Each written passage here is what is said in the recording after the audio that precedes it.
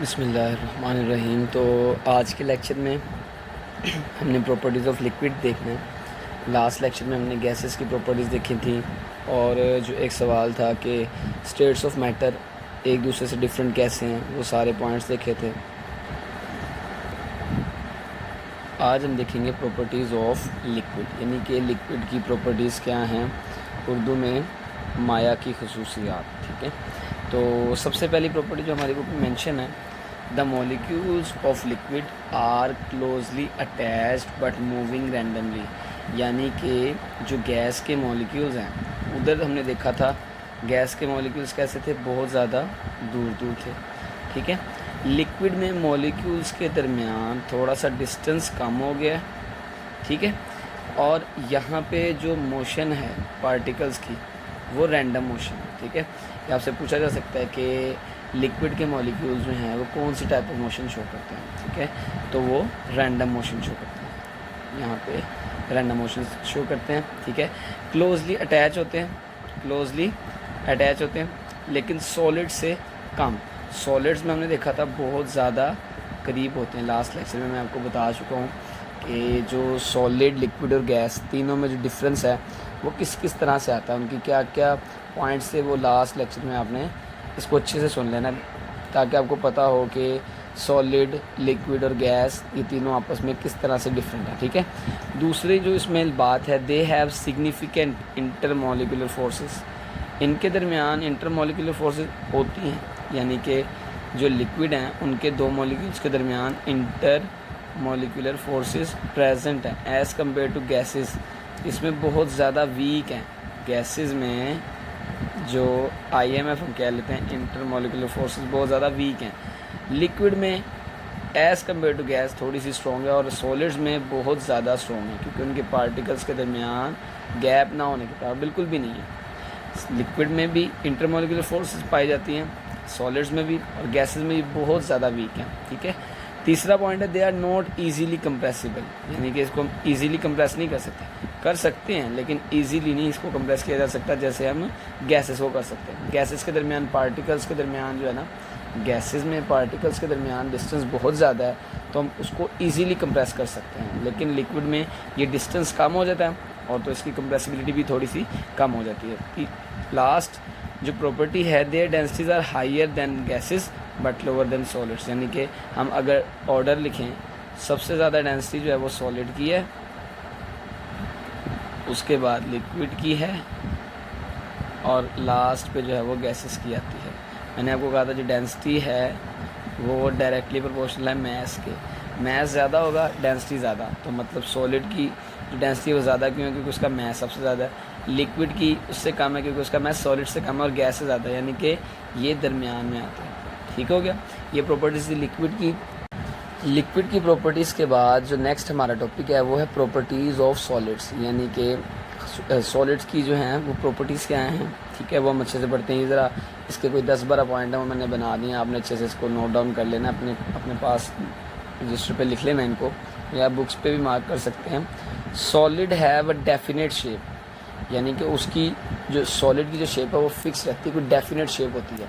हमने देखा गैसेस को हम किसी भी कंटेनर में डालें वो उसी शेप में आ जाता है। लिक्विड को भी जिस कंटेनर में डालेंगे वो उस शेप का बन जाएगा। ग्लास में डालेंगे तो ग्लास की शेप बन जाएगी, कप में डालेंगे तो कप की शेप बन जाएगी, टब में डालेंगे तो वो टब की शेप बन जाएगी। लेकिन सॉलिड जो है वो डेफिनेट शेप रखता है। उसकी रीज़न में आपको पता है कि उसके पार्टिकल्स के दरमियान डिस्टेंस बहुत ज़्यादा कम है, इंटरमॉलिक्यूलर फोर्स बहुत ज़्यादा स्ट्रॉन्ग है, और उसका मैस भी इसी वजह से ज़्यादा है। इसका वॉल्यूम फिक्स्ड होता है, डेफिनेट शेप है और वॉल्यूम फिक्स्ड है, यानी कि ये इसका वॉल्यूम चेंज नहीं होता। ठीक है, particles are very closely packed, ये बात भी हमने पढ़ी थी। पार्टिकल्स बहुत ज़्यादा क्लोज होते हैं, इंटरमॉलिक्यूलर फोर्सेस बहुत ज़्यादा स्ट्रॉन्ग होती हैं। They have strong inter atomic और intermolecular forces. Inter atomic and intermolecular forces बहुत ज़्यादा स्ट्रॉन्ग होती हैं, सॉलिड में बहुत ज़्यादा स्ट्रॉन्ग होती है, क्योंकि पार्टिकल्स बहुत ज़्यादा करीब होते हैं। उसके बाद प्रॉपर्टी है, the particles are remain fixed in their position. अब फॉर एग्जांपल अगर मैं यहाँ पे कोई चीज़ ड्रॉ करता हूँ इस तरह से, सॉलिड्स की जो अरेंजमेंट है पार्टिकल्स भी इस तरह से है, इनमें पार्टिकल अपनी जगह पे फिक्स रहेंगे। अपनी जगह पे रहते हुए ये ऑसिलेट करते हैं, यानी कि to and fro motion show करते हैं, ऑसिलेशन शो करते हैं। ये क्या होते हैं, ऑसिलेट करते हैं। जैसे हमने अभी देखा कि लिक्विड में वो रैंडम मूव करते हैं लिक्विड के पार्टिकल्स, सॉलिड्स में जो है ये ऑसिलेट करते हैं, यानी कि जगह तो है नहीं, जब ये मूव करेंगे इससे टच होंगे, फिर इधर मूव करेंगे इधर भी कोई पार्टिकल होगा, मतलब वाइब्रेशन शो करते हैं सॉलिड्स के particles. Particles of solid vibrate oscillate about their mean position, यानी कि अपनी ही जगह पे रहकर ये ऑसिलेट या वाइब्रेट करते हैं। ओके, उसके बाद they are rigid and incompressible, ये रिजिड होते हैं और इनकम्प्रेसिबल होते हैं। अब इनके दरमियान स्पेस ही नहीं है तो हम इनको कंप्रेस भी नहीं कर सकते। वो अलग बात है कि सॉलिड्स जो है वो प्रॉपर्टी शो करते हैं मेलिबिलिटी की और डक्टिलिटी की, ये हम पढ़ेंगे आगे, जो हमारे पास जब हम चैप्टर 3 में मेटालिक बॉन्ड पढ़ेंगे तब हम उसको पढ़ेंगे। लेकिन फ़िलहाल कुछ सॉलिड्स, ये वो सारे सॉलिड्स में नहीं होती, वो सिर्फ मेटल्स में होती है। अब the density of solid are very high, solids का मैस जो है वो बहुत ज़्यादा होता है, तो इसीलिए उसकी डेंसिटी भी क्या होगी, बहुत ज़्यादा हाई होगी। ठीक है, अभी हमने ऑर्डर में अरेंज किया था तो सबसे ज़्यादा जो डेंसिटी थी वो सॉलिड्स की थी, क्योंकि उसका मैस सबसे ज़्यादा होता है। They do not need any container to be store, अब आपको सॉलिड के लिए कोई कंटेनर नहीं चाहिए कि आप उसको स्टोर करो। गैसेस के लिए आपको कंटेनर चाहिए, लिक्विड के लिए आपको कंटेनर चाहिए जिसमें आप उसको स्टोर करेंगे, लेकिन सॉलिड वाहिद एक ऐसी स्टेट है जिसके लिए आपको कोई कंटेनर की ज़रूरत नहीं है। आप उसको जहाँ रख सकते हैं वहीं पे वो, ये नहीं होगा कि वो क्या कहते हैं बहने लग जाएगा या उड़ जाएगा, वो एक जगह पे स्टोर्ड रहेगा without any container. In crystalline solid, ये बात ज़रा ध्यान से सुननी है, in crystalline solid particle are perfectly arrange and strongly bonded. अब यहाँ पे क्या होता है, जैसे फॉर एग्जांपल हम NaCl नमक है, ठीक है, ये एक आयनिक कंपाउंड है जिसकी अरेंजमेंट कुछ ऐसे होती है कि Na उसके आगे पीछे Cl लगे होते हैं, Cl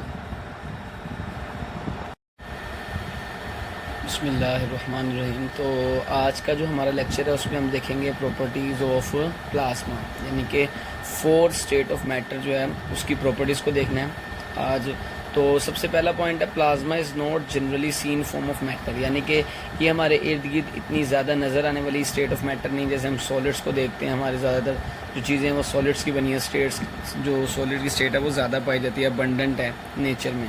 उसके बाद गैसेस जो एयर वगैरह है, और लिक्विड भी हम देखते हैं वाटर वगैरह बहुत ज़्यादा, लेकिन प्लाज्मा जो है वो अर्थ पे इतनी ज़्यादा नहीं देखी जाती, मीन्स कि बहुत कम जगह पे होती है, लेकिन it is abundant in space, ये स्पेस में बहुत ज़्यादा अबंडेंट है। ठीक है, ये बात आपने याद रखनी है कि स्पेस में सबसे ज़्यादा पाई जाने वाली जो स्टेट है वो plasma. It is composed of particles with very high kinetic energy, plasma के जो पार्टिकल्स होते हैं उनकी काइनेटिक एनर्जी बहुत ज़्यादा हाई होती है, मीन्स कि वो बहुत ज़्यादा तेज़ी से मूव करते हैं। ठीक है, अब मैं आपको बताता हूँ ये बनता कैसे, इसकी फॉर्मेशन क्या है, लेकिन इससे पहले हम ज़रा प्रॉपर्टीज़ को देख लें। It exist in fluorescence tube, वो जो आपके घर में ट्यूबलाइट्स वगैरह, उसमें पहली बात कहाँ पे पाई जाती है, फ्लोरेसेंस ट्यूब में। ये कैसे बनती है हमारा टॉपिक नहीं है, लेकिन आप इसको फॉर्मेशन हम इसकी देखेंगे। लाइटनिंग, ये जो थंडर क्लाउडिंग होती है इसमें जो बिजली आप देखते हैं वो भी प्लाज्मा होती है। एंड वेल्डिंग आर्क्स, इन सब में जो है वो प्लाज्मा एग्जिस्ट करता है। ठीक है, लास्ट पॉइंट है, इट इज़ कंसिडर्ड, इसको समझा जाता है partially ionised gas containing electrons, ions, photons, यानी कि आयंस भी होते हैं, इलेक्ट्रॉन्स भी होते हैं और फोटॉन्स भी होते हैं। फोटॉन्स कहते हैं packets of energy, packets of energy. तो अब मैं आपको बताता हूँ, फॉर एग्जांपल हमारे पास ये एक सॉलिड क्यूब है, ठीक है, आइस क्यूब कर लेते हैं। इसको जब हम हीट अप करेंगे, हीट अप करने से क्या बन जाएगा, लिक्विड में कन्वर्ट हो जाएगा। ठीक है, लिक्विड, ये मैंने लिक्विड बता दिया। अब लिक्विड को जब हम क्या करते हैं, हीट अप करते हैं, उसको टेम्परेचर देते हैं, तो वो गैसेस में कन्वर्ट हो जाता है। लेकिन अगर हम गैसेस को हीट अप करते जाएं, इतना एक्सट्रीम लेवल पे हीट अप करें और बाद में इसको एटॉमिक लेवल पे चेक करें, तो होगा क्या, ये प्लाज्मा में कैसे कन्वर्ट होगा, देखें ज़रा। फॉर एग्जांपल गैसेस का एक एटम ले लें, मतलब ये गैस है, इसका जो एटॉमिक लेवल है उसको हम देखें जूम करके, तो ये इस तरह से एटम होंगे, सही है, इलेक्ट्रॉन्स शेल में होंगे, प्रोटॉन्स होंगे, न्यूट्रॉन्स होंगे। जब हमने इसको हीट अप कर रहे हैं, हीट अप दे, इसको एनर्जी देते जा रहे हैं, तो होगा क्या कि इलेक्ट्रॉन्स अपने शेल से बाहर आ जाएंगे, फिर बहुत ज़्यादा हीटअप करने पे प्रोटॉन्स भी अलग हो जाएंगे, न्यूट्रॉन्स भी। तो इस तरह एक आयनिक स्टेट बन जाएगी, आयनिक स्टेट बन जाएगी, जिसको हम प्लाज्मा कहते हैं या फोर्थ स्टेट ऑफ मैटर। ठीक हो। प्रॉपर्टीज़ ऑफ प्लाज्मा के बाद कुछ इंटरमीडिएट स्टेट्स हैं जो कि हमने अपनी बुक में से पढ़नी है। मैं आपको समझाता हूँ इंटरमीडिएट स्टेट्स क्या होती हैं। हमने क्लासिकल स्टेट्स पढ़ी जैसे कि सॉलिड, लिक्विड, गैस। ठीक है। अब सॉलिड और लिक्विड के दरमियान या लिक्विड और गैसेस के दरमियान या सॉलिड और गैसेस के दरमियान कुछ इंटरमीडिएट स्टेट्स पाई जाती हैं जो कि बहुत ही कम टाइम के लिए बनती हैं। उनको हम इंटरमीडिएट स्टेट्स ऑफ मैटर कहते हैं। हमारी बुक में 2 से 3 का जो है वो जिक्र भी है, लेकिन ये बहुत कम टाइम के लिए बनती हैं और अनस्टेबल होती हैं। ठीक है। Intermediate states of matter phase are the phases that exist between, जो कि पाई जाती है बिटवीन 2 क्लासिकल स्टेट्स। ये जो क्लासिकल स्टेट्स हैं इससे मुराद सॉलिड, गैस या लिक्विड है। ठीक है। Showing properties of more than one state, मतलब कि अगर हम बात करें सॉलिड और लिक्विड, सॉलिड और लिक्विड, इन दोनों के दरमियान जो इंटरमीडिएट स्टेट होगी उसमें जो प्रॉपर्टीज़ हैं सॉलिड की भी होंगी और लिक्विड की भी होंगी। ना वो पूरी तरह से लिक्विड होगा ना वो पूरी तरह से सॉलिड होगा, कोई दरमियान की स्टेट होगी तो उसे हम इंटरमीडिएट स्टेट ऑफ मैटर कहते हैं। ठीक हो गया। Matter exist intermediate state where liquid meets gas, liquid gas के यानी कि लिक्विड जो है वो गैस में कन्वर्ट हो रहा था तो उसके दरमियान में एक स्टेट बनती है। एंड लिक्विड मीट्स सॉलिड, और जब लिक्विड जो है वो सॉलिड में कन्वर्ट हो रहा है दोबारा से तो उसके दरमियान भी स्टेट आती है, उसको भी हम इंटरमीडिएट स्टेट कहते हैं। वो कौन कौन सी वो हम एग्जाम्पल में देख लेते हैं। एग्जाम्पल क्या? Super critical fluids, liquid crystals and graphene, ये इसकी एग्जाम्पल्स हैं। ठीक है। हमारे पास जो next intermediate state of matter है वो है लिक्विड क्रिस्टल। लिक्विड क्रिस्टल से मुराद वो स्टेट ऑफ मैटर जहाँ पे जो सब्सटेंस है वो सॉलिड और लिक्विड के दरमियान में एग्जिस्ट करेगा। ठीक है। सॉलिड और लिक्विड के दरमियान में एग्जिस्ट करेगा, उसमें जो प्रॉपर्टीज़ हैं वो सॉलिड्स वाली भी होंगी और लिक्विड्स वाली भी होंगी। तो लिखा क्या हुआ है? Liquid crystal is state of matter whose properties are between those of conventional liquid and crystalline solids, conventional liquids and crystalline solids। Simple liquid और सॉलिड्स भी कह सकते हैं, लेकिन conventional liquid and crystalline solid book wording याद करेंगे। अच्छा, अब इसमें होता क्या है, जब हम किसी सॉलिड को हीटअप करना स्टार्ट करते हैं तो वो डायरेक्ट लिक्विड में कन्वर्ट नहीं होता। मतलब कि अभी हमने सॉलिड को हीटअप करना शुरू किया, विद इन अ सेकेंड्स वो जो है वो लिक्विड में कन्वर्ट हो गया, ऐसा नहीं होता। मॉलिक्यूल्स जो हैं जब हम उसको हीटअप करते हैं तो वो एक ऐसी स्टेट में आते हैं कि वहाँ पे वो लिक्विड की तरह फ्लो तो करते हैं, फ्लो लाइक लिक्विड। यहाँ पे मैंने लिखा हुआ है molecules flow like liquid but have some order like solid, लेकिन कुछ ऑर्डर भी होता है। यही प्रॉपर्टीज़ है ना सॉलिड्स की, कि ऑर्डर होता है मॉलिक्यूल में। ये मुकम्मल तौर पे डिसऑर्डर नहीं होते, कुछ ऑर्डर होता है और लेकिन वो फ्लो भी कर रहे होते हैं। तो ऐसी चीज़ों को हम क्या कहते हैं? लिक्विड क्रिस्टल्स कहते हैं, जिनमें प्रॉपर्टीज़ जो हैं वो सॉलिड्स की भी होती हैं और लिक्विड की भी होती हैं। अभी बड़ा इंपॉर्टेंट शॉर्ट क्वेश्चन है कि इसके यूजेस बता दें और इसकी जो है प्रॉपर्टीज़ बता दें। प्रॉपर्टीज़ में आपको बता दें यूजेस के। It is use in display devices, यानी डिस्प्ले डिवाइसेस होती है ना, जैसे LCD वगैरह, कंप्यूटर की monitors, clocks, watch and navigation system. ये आप पॉइंट्स में लिख देंगे तो ये आपका क्वेश्चन जो है वो कंप्लीट हो जाएगा। अच्छा, तो अब हम ग्राफीन को डिस्कस करने लगे हैं। What is graphene? ग्राफीन जो है ये बहुत ही इंटरेस्टिंग सा मॉलिक्यूल है। ये आने वाले दिनों में मतलब कि सबसे ज़्यादा यूज़ होने वाली चीज़ होगी ग्राफीन जो है।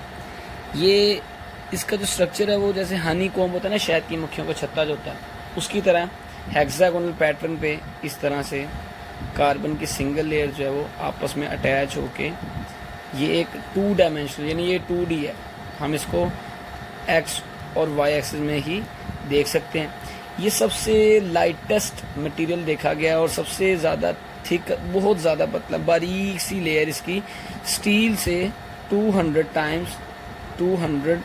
टाइम्स ज़्यादा स्ट्रॉन्गर है ये ग्राफीन जो है। इसके बहुत से यूजेस हैं। पहली बात, ये टफ है, फ्लेक्सिबल है, लाइट इन वेट है। लाइट इन वेट होने के बावजूद ये बहुत ज़्यादा स्ट्रॉन्ग है। ठीक है। ये लाइट वेट होने के बावजूद बहुत ज़्यादा स्ट्रॉन्ग है और इसकी जो इसकी फॉर्मेशन जो है वो ये है कि अगर आप ग्रेफाइट में से उसकी एक सिंगल लेयर टेप लगा के उतार लें तो आपको जो वो एक लेयर पतली सी नज़र आएगी वो ग्राफीन होगी। ये बहुत ज़्यादा कंडक्टिंग मटेरियल है, इसकी थर्मल कंडक्टिविटी भी बहुत ज़्यादा हाई है। तो बुक में हमारे लिखा हुआ it is 2 dimensional crystal a single layer of carbon arrange in hexagonal pattern, मतलब कि 6 कार्बन 1 2 3 4 5 और 6 इस तरह जो है अरेंज होके एक पैटर्न बना रहे, जिसको हम ग्राफीन कहते हैं। इसकी प्रॉपर्टीज़ क्या है? इट इज़ टफ, यानी कि बहुत ज़्यादा टफ है। लाइट वेट तो है ही लेकिन टफ भी बहुत है। फ्लेक्सिबल है, फ्लेक्सिबल लचकदार है, लाइट मटेरियल है, ठीक है। ये प्रॉपर्टी बहुत ज़्यादा इसकी इंपॉर्टेंट है कि लाइट मटेरियल है लेकिन टफ बहुत ज़्यादा, 200 टाइम्स ज़्यादा स्ट्रॉन्गर है स्टील से, एज़ कम्पेयर टू स्टील ये बहुत ज़्यादा स्ट्रॉन्गर है। विद हाई रेजिस्टेंस, इसके अंदर रेजिस्टेंस बहुत ज़्यादा हाई है, ठीक है। अब थर्मल कंडक्टिविटी इसकी बहुत ज़्यादा है, तो ये आने वाले दिनों में बहुत ज़्यादा यूजेबल होगा। मेडिकल फील्ड में भी ये बोन्स को, ट्यूमर्स को ठीक करने के लिए काम आएगा। तो हमारी बुक में इतना ज़्यादा कुछ नहीं लिखा, मैंने आपको ये आपकी नॉलेज के लिए बताया सिर्फ।